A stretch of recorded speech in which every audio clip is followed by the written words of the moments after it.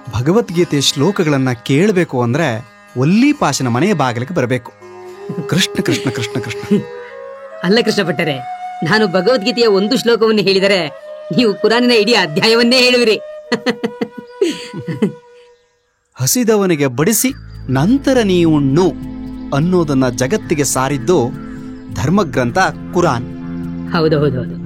ದಯೆ, ಶಾಂತಿ, ಕ್ಷಮೆಯನ್ನ ಪುಟ ಪುಟಗಳಲ್ಲೂ ಸೇರಿಸ್ಕೊಂಡಿದೆ ಕುರಾನ್. ಕುರಾನ್ ಓದೋದು ನನಗಿಂತ ನೀನು ಹೆಚ್ಚು ಓದ್ಕೊಂಡಿದ್ದೀಯಾ. ನಿನ್ನಿಂದಾಗಿ ನನ್ನ ತಂಗಿಯರಿಗೆ, ಈ ಮನೆಯ ಹುಟ್ಟೋ ಮಕ್ಕಳಿಗೆ ಹೆಚ್ಚು ಜ್ಞಾನ ಸಿಗ್ತದೆ, ತಿಳುವಳಿಕೆ ಸಿಗ್ತದೆ ಅನ್ನೋ ಕಾರಣಕ್ಕೆ ನಿನ್ನನ್ನ ಮದುವೆ ಆಗಿದ್ದು. ಆದ್ರೆ ಈಗ ಏನಾಗ್ತಾ ಇದೆ, ನಾನು ಮನೆಯಿಂದ ಹೊರಗೆ ಹೆಜ್ಜೆ ಇಟ್ಟು ಕೂಡ್ಲೆ ತಂಗಿ ಟಿವಿ ಮುಂದೆ ಕೂರ್ತಾಳೆ, ಮಗ ಮೊಬೈಲಲ್ಲಿ ಆಟ ಆಡ್ತಾ ಕೂರ್ತಾನೆ. ತಗೊಳ್ಳಿ.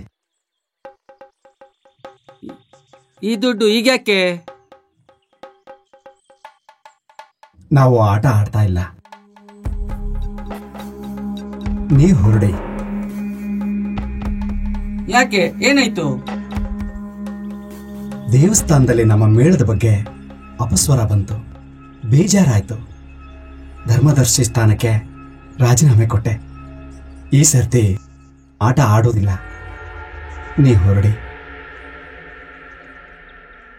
ಸರಿ ದಯಾನಂದ್ರೆ, ಹೊರಡೋಣ.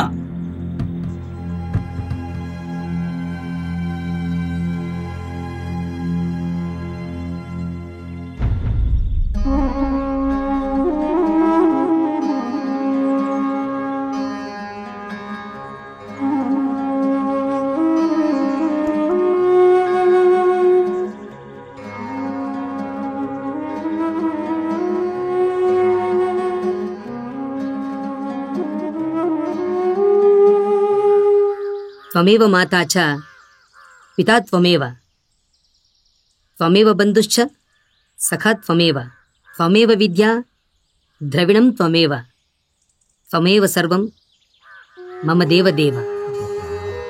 ತಂದೆಯೂ ನೀನೇ, ತಾಯಿಯೂ ನೀನೆ, ಬಂಧು ನೀನೆ, ಬಳಗವೂ ನೀನೆ, ವಿದ್ಯೆ ನೀನೆ, ಸಂಪತ್ತು ನೀನೆ, ಸಕಲವೂ ನೀನೆ.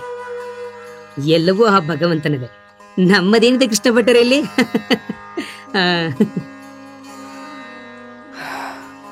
ಭಗವದ್ಗೀತೆ ಶ್ಲೋಕಗಳನ್ನ ಕೇಳಬೇಕು ಅಂದ್ರೆ ಒಲ್ಲಿಪಾಶನ ಮನೆಯ ಬಾಗಿಲಿಗೆ ಬರಬೇಕು. ಕೃಷ್ಣ ಕೃಷ್ಣ ಕೃಷ್ಣ ಕೃಷ್ಣ. ಅಲ್ಲ ಕೃಷ್ಣ ಭಟ್ಟರೆ, ನಾನು ಭಗವದ್ಗೀತೆಯ ಒಂದು ಶ್ಲೋಕವನ್ನು ಹೇಳಿದರೆ ನೀವು ಕುರಾನಿನ ಇಡೀ ಅಧ್ಯಾಯವನ್ನೇ ಹೇಳುವಿರಿ.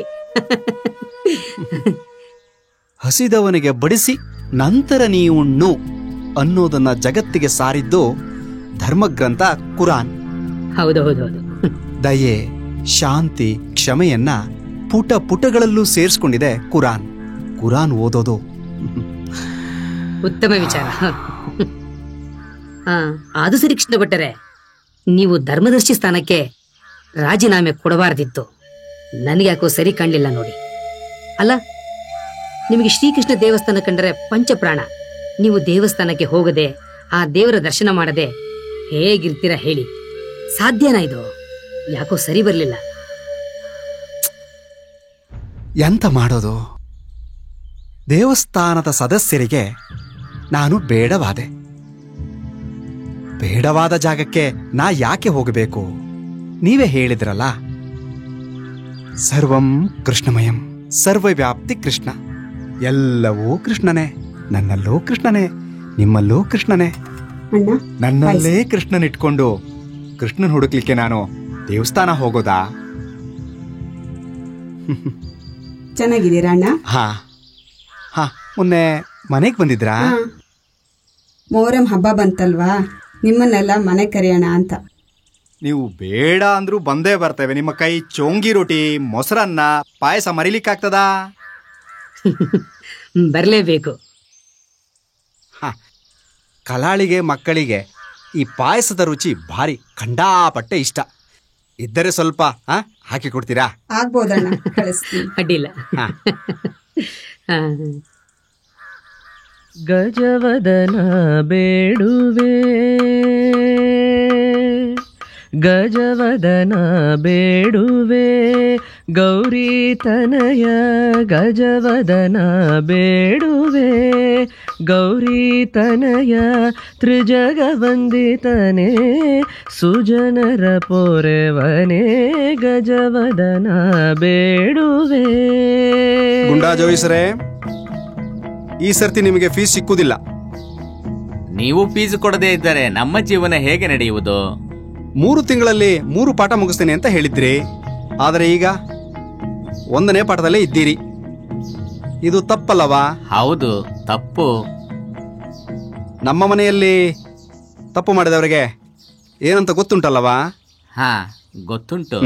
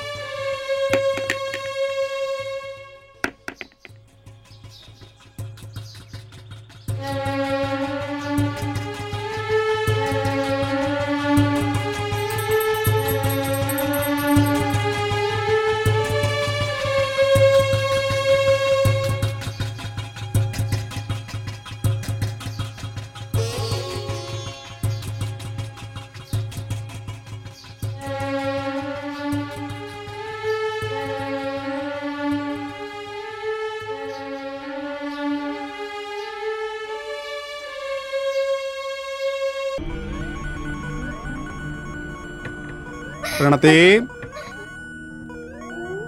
ಪ್ರಣತಿ, ಅಣ್ಣ,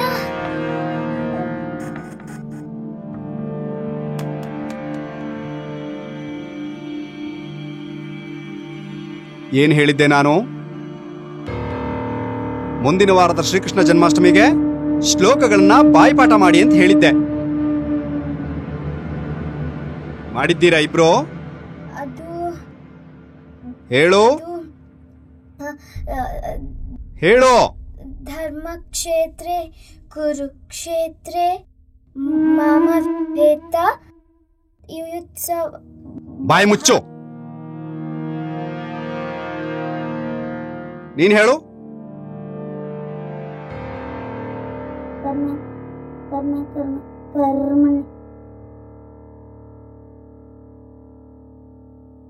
ಇಬ್ರು ತಪ್ಪು ಮಾಡಿದ್ದೀರಿ ಅಲ್ಲ?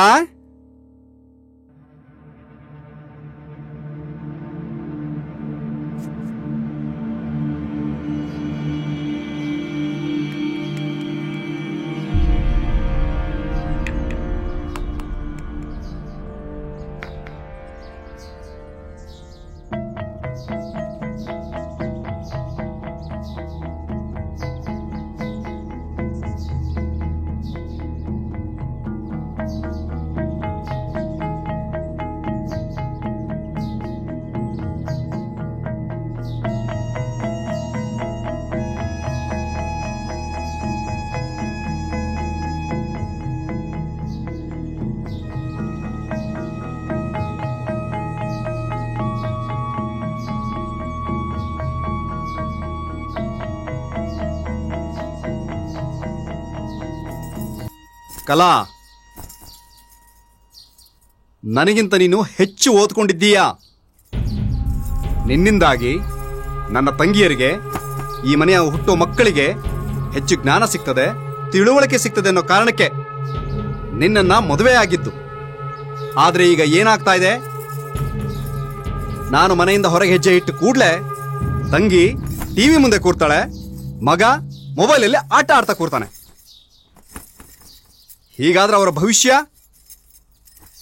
ನೋಡು. ನಿನ್ನಿಂದಾಗಿ ನಾನು ಅವರಿಗೆ ಶಿಕ್ಷೆ ಕೊಡೋ ಹಾಗಾಯ್ತು.